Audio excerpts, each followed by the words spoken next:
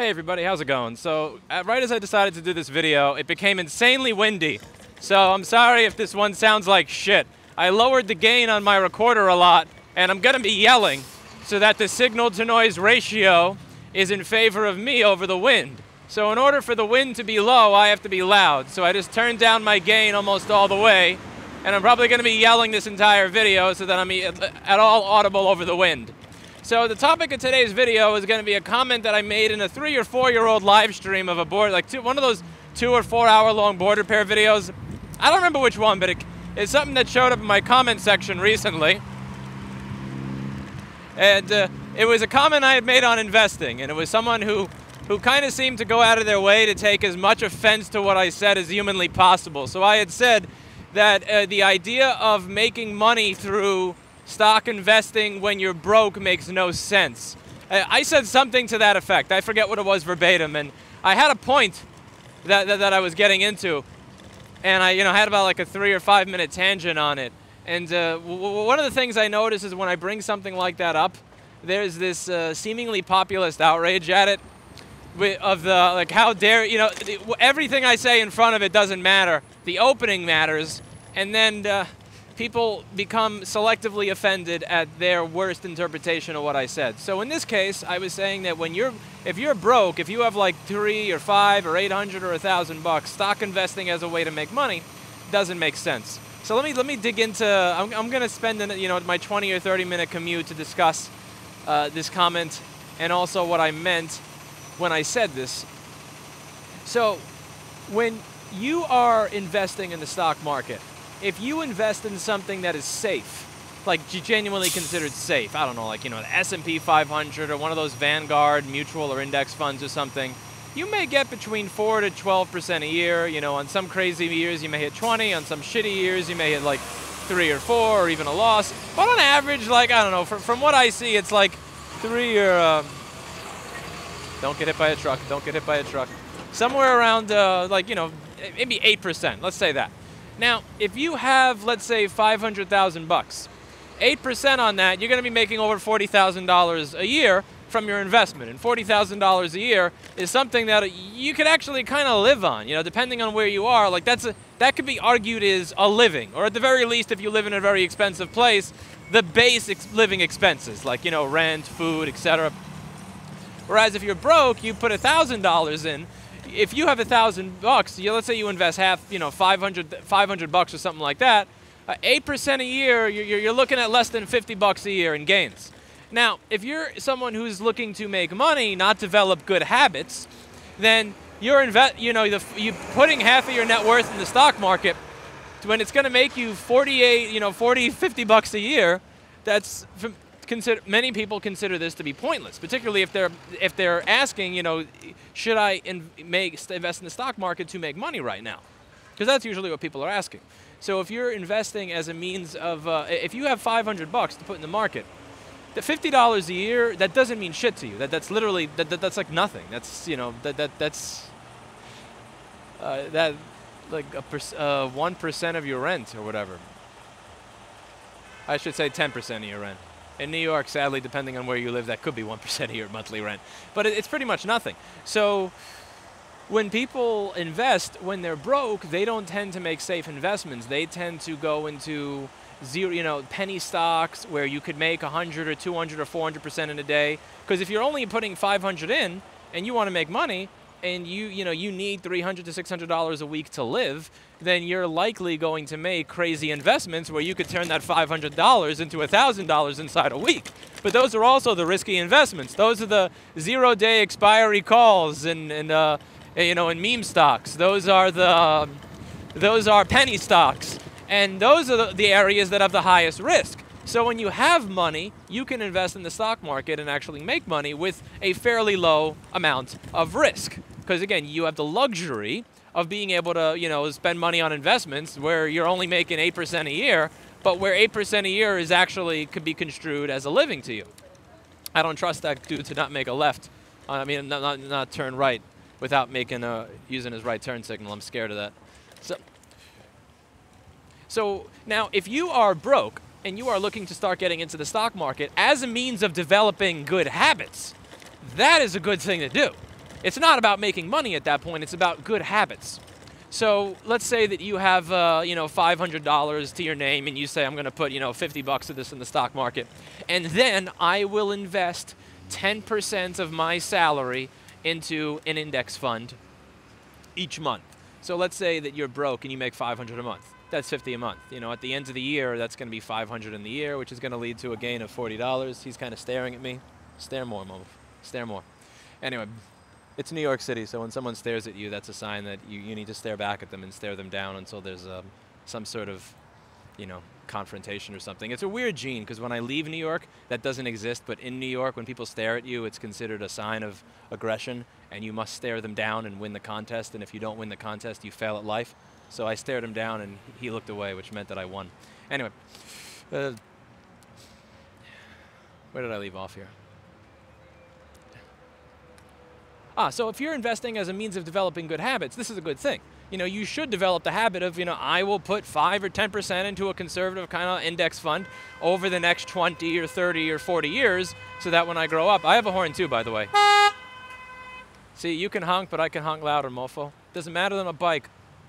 I honk louder. I don't have no pussy horn on my bicycle. Anyway, I don't know why the fuck they're honking. It's very clear that nothing is moving. Like, the horn is not going to make people go faster. It's just going to make more people honk their horn, which is honestly kind of tempting to do. Okay.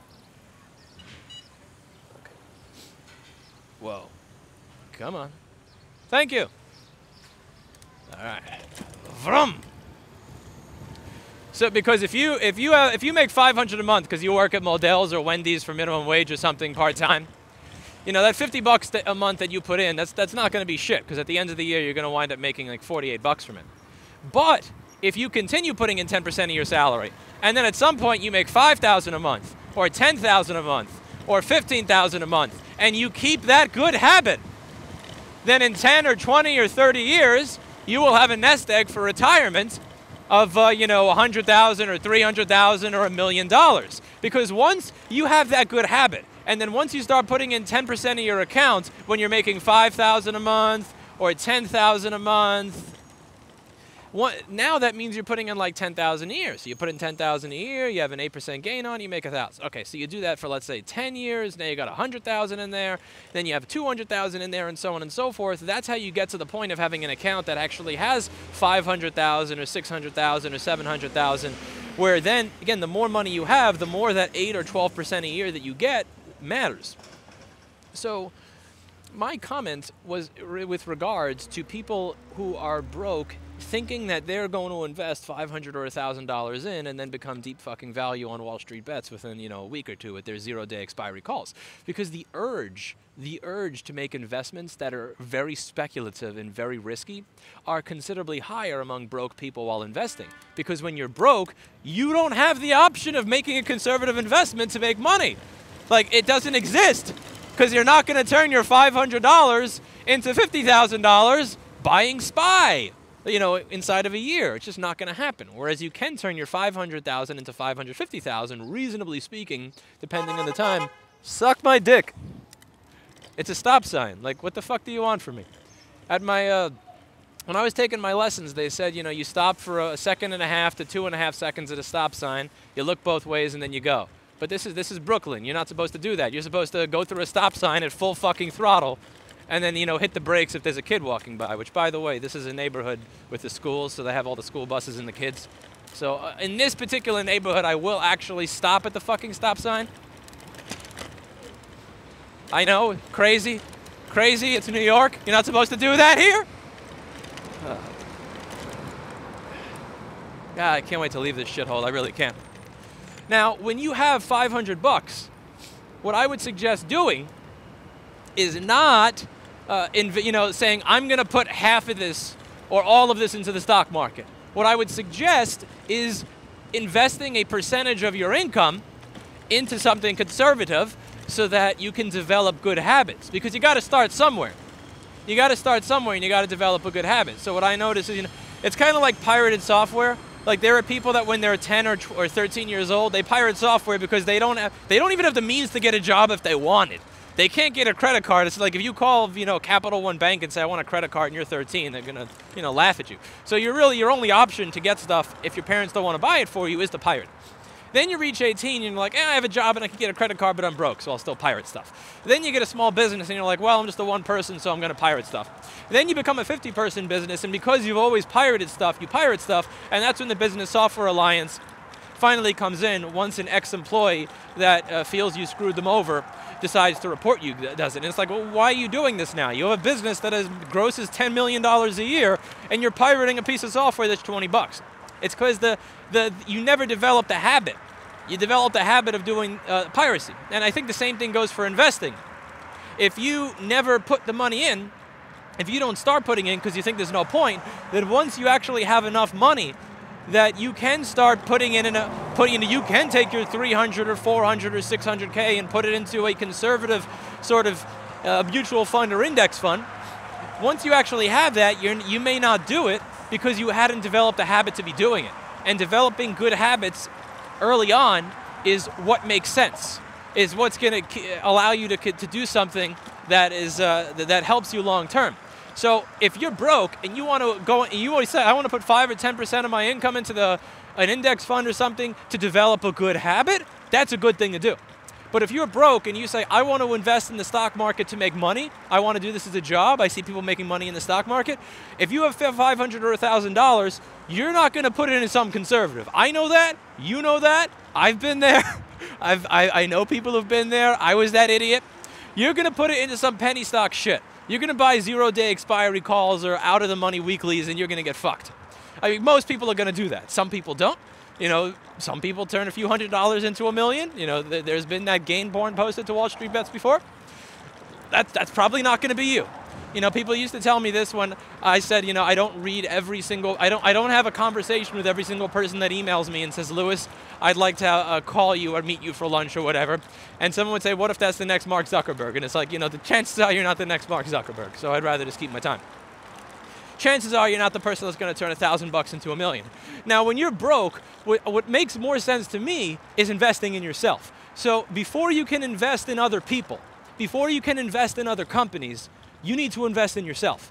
So if you have, let's say, $1,000 left, and you say, okay, I'll put $50 or $100 or whatever into the stock market, into a conservative index fund, and I'll make it a habit to put 10% of my salary in, or 5% or 20% or whatever the hell you come up with.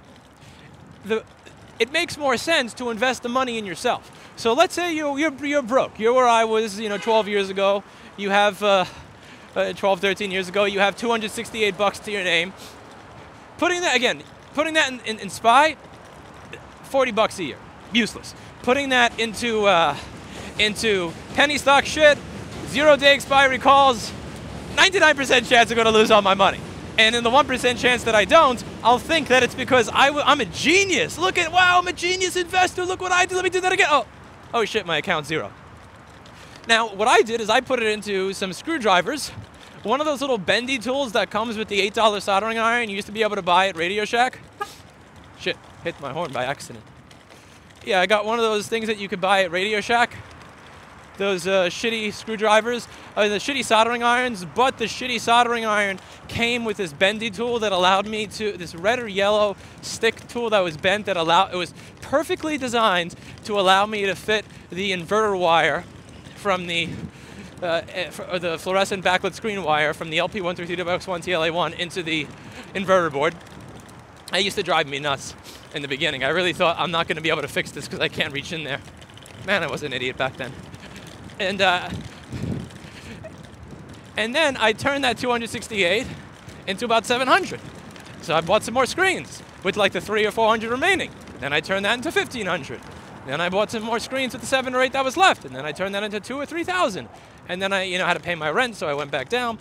But investing in myself, in some tools and some advertising and all that, allowed me to start making a living. Now, when I'm broke, investing in myself makes more sense than investing in SPY or in the stock market, because it's a lower risk bet. At least, well, that depends on what you think of yourself. For me, at least, I thought it was a lower risk bet. because I knew I could make money in the business that I was in, and it doesn't really matter what business you go into. Let's say you want to become I don't know, you want to paint houses or something. So investing that last of your money into some beater car and the bare bones equipment that you need in order to be able to paint rooms and houses maybe allows you to make $200 a day. So maybe you make $1,000 a week. You invest your last $800 that's in your bank account into that, and now you have an income of $1,000 a week. Once you have an income of $1,000 a week, then what you're supposed to do, once you've invested in yourself, once you've used that last of your money to invest in yourself, then you start putting 5 or 15 or 20% or whatever you choose of your salary into a conservative investment, and then that conservative investment over time, and as your salary grows and as you age, grows and becomes more and more and more. Because again, in the beginning, you're not going to be making your money from the investment. The point of putting money into the investment is to build a habit so that you do it in the future, so that at some point in time there's 10,000 or 30,000 or 40,000 sitting in there. And then once you actually have 40,000 sitting in there, it's like, oh shit, there was a 15% gain this year. Wow, I made like $4,000 or $5,000 in the year. Okay, that's like, it's 2 months of rent, but shit, that's cool. And then you keep adding to it. Next year, you've got like 50. You get a raise at your job. Now you're making you get a new job. Now you're making $140,000 a year. Now 10% of that is going to be 55,000, 70,000, 90,000, and each year you're going to be reinvesting that 10 to 12%, or you're not going to be taking it out. That's the way you make money. But you and I both know, because again, I'm not someone who's speaking from this ivory tower. I've been broke. You know how you invest when you're broke. You look through the penny stock list. You look and you see, oh look, this used to be $5 and now it's 30 cents. What if? Completely ignoring the fact that someone embezzled from the company and there's a failed drug trial and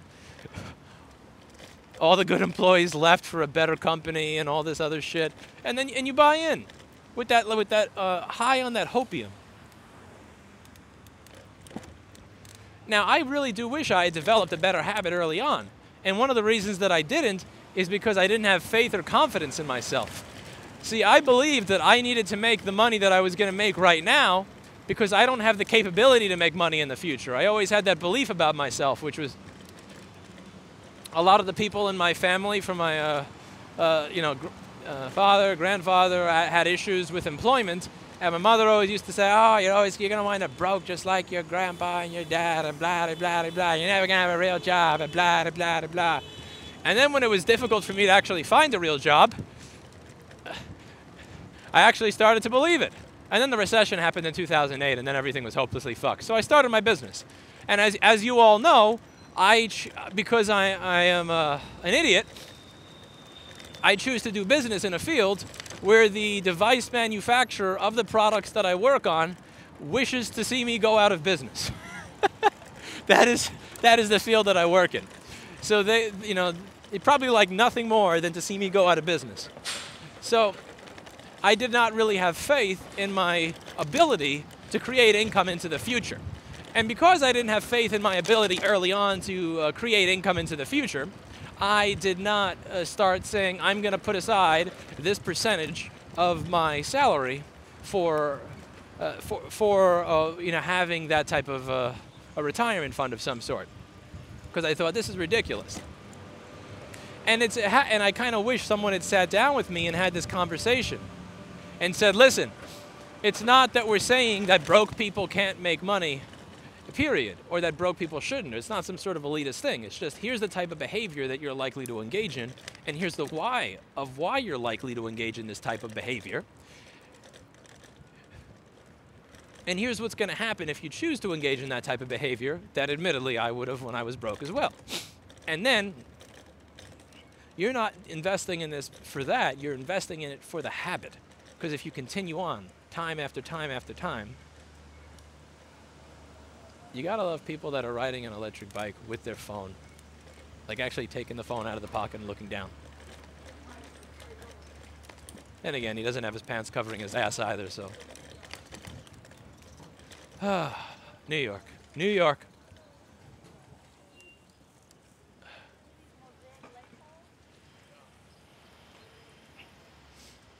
So, I find that if you're broke, the investment you make in yourself is going to be more worthwhile than any investment you make in a company. So make sure you invest in yourself in some way first, whether it's worthwhile education.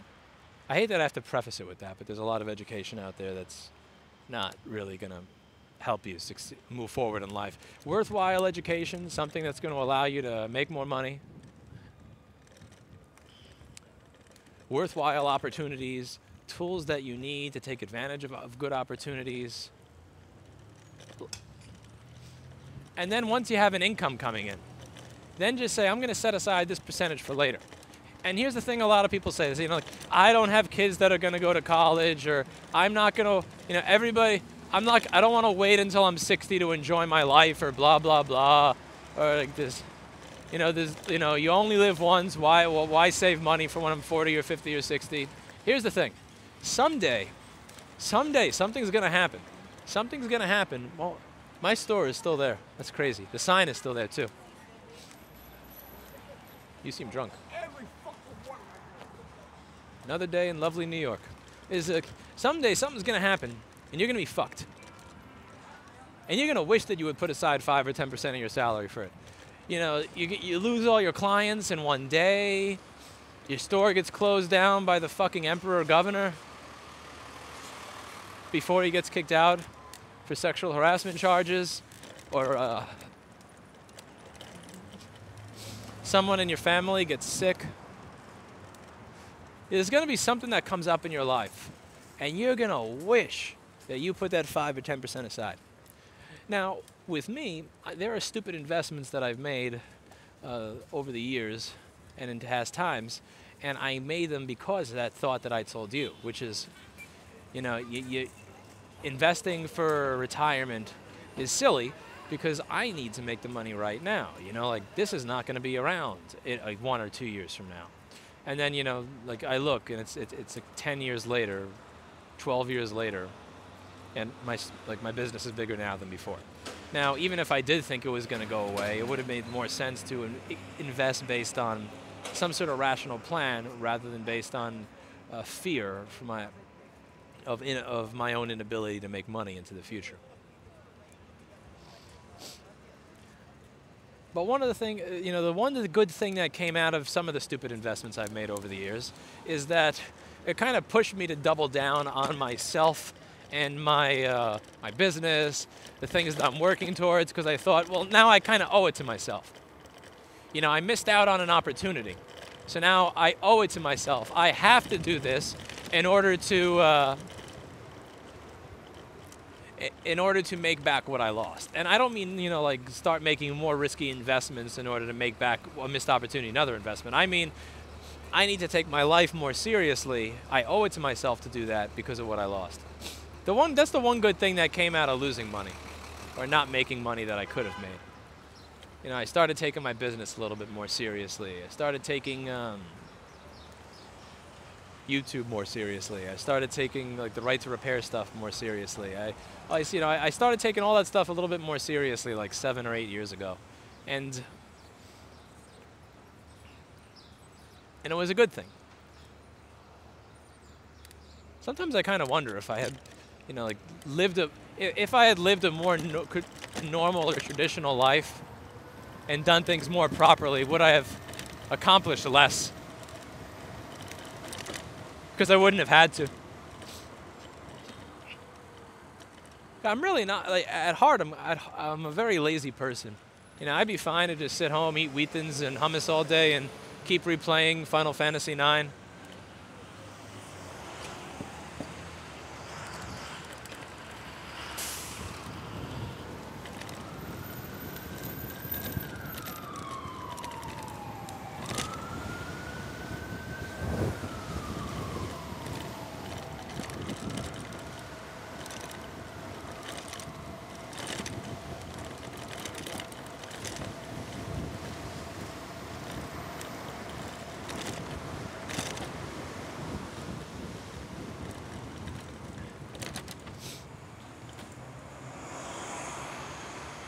Cuomo's legacy right here. This will be Cuomo's legacy.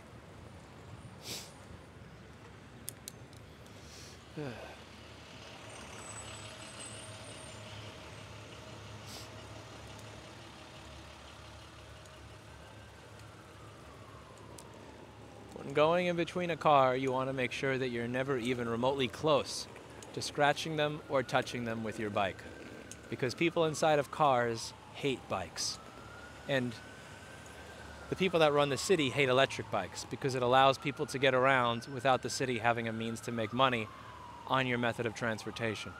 So when you're going around the car, put in some extra effort to make sure that your mirror or your handlebars or any of that doesn't even get close to touching the car. The standard is higher for you because they hate you. Okay.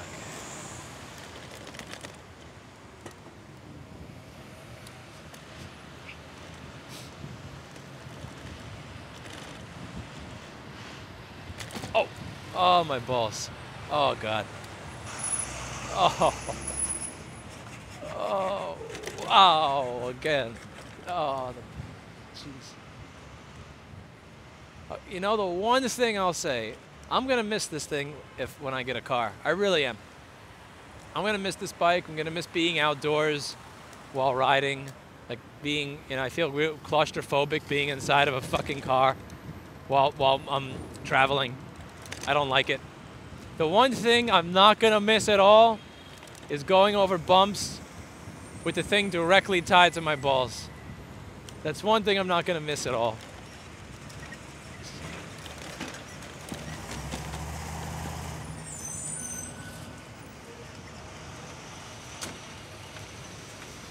Ooh.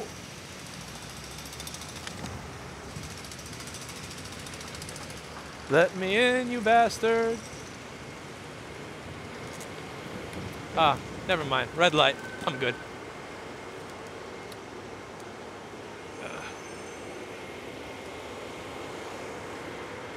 I need to make a left on 27th to get to work. I hate these plates that don't have traction on them. That was a good concussion memory. So yeah, it's really not it's meant to be this sort of elitist statement. It's sort of meant as a don't make stupid mistakes statement with regards to making money in stocks when poor. I think you got to set expectations, because if you don't set expectations, people's expectations, like giving someone the idea that as when they have 200 or $1,000 bucks or $2,000 left, that they're going to make their living in a world where you need to make $300 to $600 a week in net profit in order to pay your rent and bills, that they're going to make a living day trading. Like, you're setting them up for fucking failure, in my opinion.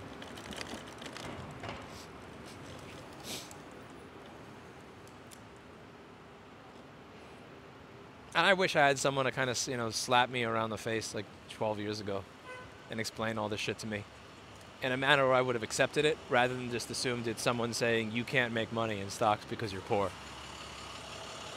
Because I think when it comes to statements like that, people are so aggravated at what they perceive to be an elite class of people trying to screw them that their brain kind of turns off a little bit and just this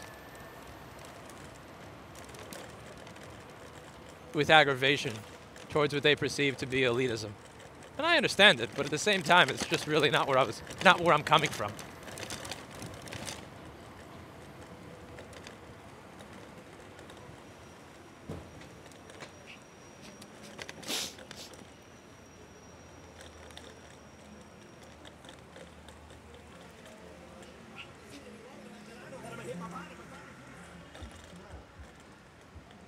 Is that a Model 3 taxi? Holy shit, that's a Model 3 taxi. How the fuck is he making any money as a Model 3 taxi? You know what the insurance is on that? Don't get me wrong, if you've been saving up for a long time and you want to get yourself a Model 3, get yourself a Model 3. But like the whole idea with a taxi is you need to have the cheapest piece of shit as humanly possible because you're capped at the amount of money that you can charge the customer. You know, it's not like you can tell your customer, with Uber at least you could say, I have a high-end car, pay me more money. But with a taxi, I don't think you're allowed to say, you're riding around in a Model 3, pay me more.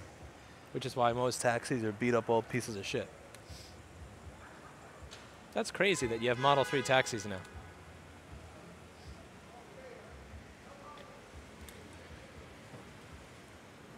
Maybe the city gives them some rebate or something, some money back as a result of buying that. Maybe the city gets the money to do that out of the $15,000 they plan on taking from me because I did not buy a computer from my customer and do not have a record of something that I did not do. You know what I'm going to do from now on? When I go out, if I go out on a date and I don't have sex, I'm going to have a record of not having sex. I'm going to make a record of everything I don't do. Like if I don't ask someone out, I'm going to make a record I did not ask this person out. If I don't crash into a bicyclist when I get my car, I'm going to make a record that I did not crash into that bicyclist. Maybe I'll do it at every street corner. Maybe every time someone doesn't walk in and doesn't give me a computer, I'll make a record that I didn't recycle a computer that I didn't buy because the customer didn't exist. All right, that's it for today in my salt. I have an interview with a guy at American Conservative about right to repair. I will see you all later. Bye now.